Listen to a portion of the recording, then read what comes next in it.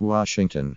President Trump continued his outreach to rogue leaders on Monday, declaring he would meet North Korea's dictator, Kim Jong-un, provided the circumstances were right, even as the Philippine president, Rodrigo Duterte, brushed aside the president's invitation to visit the White House, saying he might be too busy. Mr.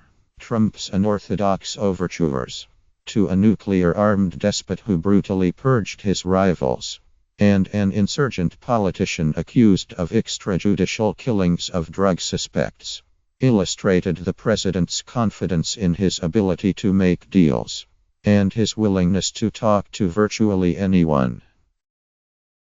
No American president has met with a North Korean leader since Mr.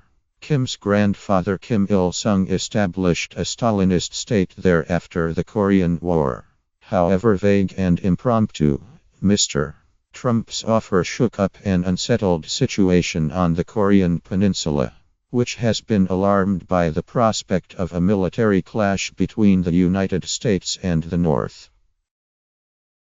Kim Jong-un would be delighted to meet with President Trump on the basis of one nuclear leader to another, said Christopher R.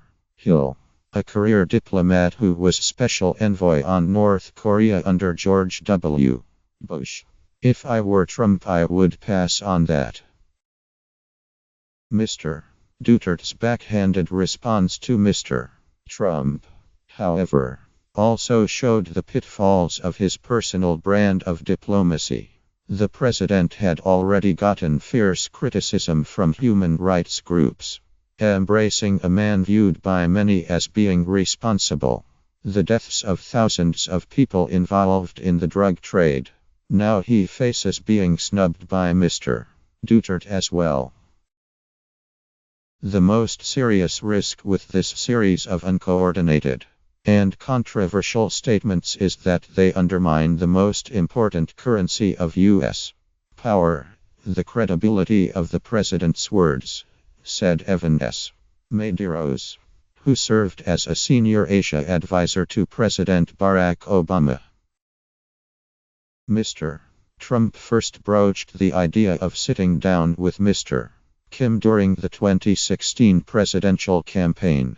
He revived it in an interview Monday with Bloomberg News, saying, "If it would be appropriate for me to meet with him, I would absolutely.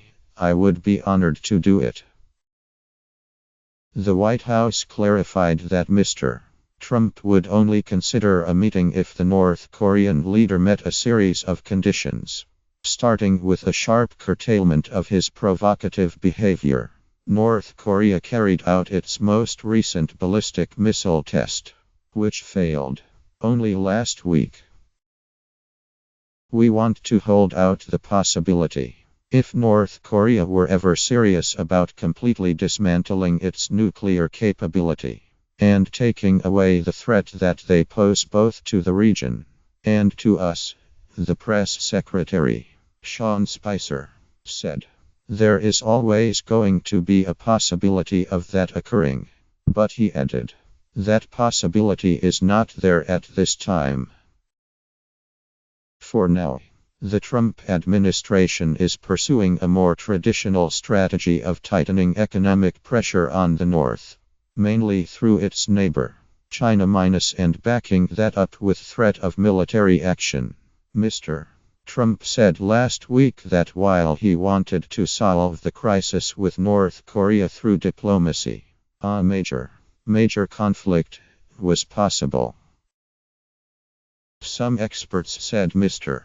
Trump's openness to diplomacy reflected the influence of China, which has long urged the United States to speak directly to North Korea. Since Mr. Trump met last month in Florida with President Xi Jinping of China, he has praised Mr. Xi. What he insisted was China's willingness to use its leverage over the North to curb its behavior. "The Chinese have told Trump, 'You've got to talk to these people,'" said Joel S. Witt, an expert on North Korea at Johns Hopkins University. who was involved in diplomacy during the Clinton administration, led to a nuclear agreement with North Korea in 1994. They're trying to create the right circumstances for talks, Mr. Witt said.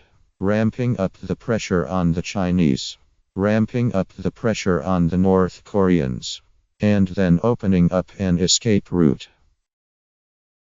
But the timing of Mr. Trump's overture, analysts and diplomats said, was hopelessly premature. In these types of negotiations, American presidents typically function as closers, taking over the process after all the spadework has been done to bridge the last gaps. So far, Mr. Kim has displayed no interest in even beginning such a negotiation. Mr. Hill said achieving a verifiable agreement on denuclearization could be helped by the kind of summit Mr. Trump proposed. Mr. Trump has spoken generously of Mr. Kim in recent days, noting he survived the treacherous political circles in Pyongyang after he first assumed power as a young man. Mr. Trump suggested that Mr. Kim repelled an effort by an uncle to take power back from him. In 2013, Mr. Kim purged his powerful uncle, Jang Song-taek, who was later executed. Human rights groups also suspect Mr. Kim was behind the assassination of his exiled half-brother, Kim Jong-nam, who was accosted in an airport in Kuala Lumpur, Malaysia, by two assailants wielding a liquid containing the nerve agent VX. Beyond the palace intrigue, the Kim family has presided over one of the world's most repressive regimes, leaving the country in tatters and its people in misery. Asked to explain why Mr. Trump would consider it an honor to meet such a leader, Mr. Spicer said, "I guess because he's still a head of state." He noted, "There were a lot of potential threats could have come his way, and he's obviously managed to lead a country forward." Mr. Spicer added, "He is a young person to be leading a country with nuclear weapons." For his part, Mr. Duterte appeared unimpressed by Mr. Trump's invitation to the White House, which the president made during a phone call on Saturday, to the surprise of his own staff. The Philippine leader said he and Mr. Trump had an amicable conversation, but he was noncommittal about visiting Washington, saying he had a busy schedule. "I cannot make any definite promise," Mr. Duterte said to reporters after touring Chinese warships in Davao City, his hometown. "I'm supposed to go to Russia. I'm also supposed to go to Israel." If Mr. Duterte rejected Mr. Trump's invitation, he would spare him further criticism for playing host to a leader with a toxic reputation. On Sunday, senior officials said they expected the State Department and the National Security Council to resist a White House visit. But on Monday, an official said the White House did not pass word to Mr. Duterte to demur. Mr. Spicer defended the invitation, saying the Philippines were important to isolating North Korea diplomatically and economically. Mr. Trump, he said, had been briefed about Mr. Duterte's record before he made the call. Josh Kurlantzick, a senior fellow with the Council on Foreign Relations, said he expected Mr. Duterte would still come to the United States, but might not want to seem too eager to do so. The Philippine leader has made a show of his independence from the United States, a treaty ally. Even though he welcomes a better relationship with this U.S. president, he wants to be cautious that he does not appear to be embracing the U.S. too much, Mr. Kurlantzick said.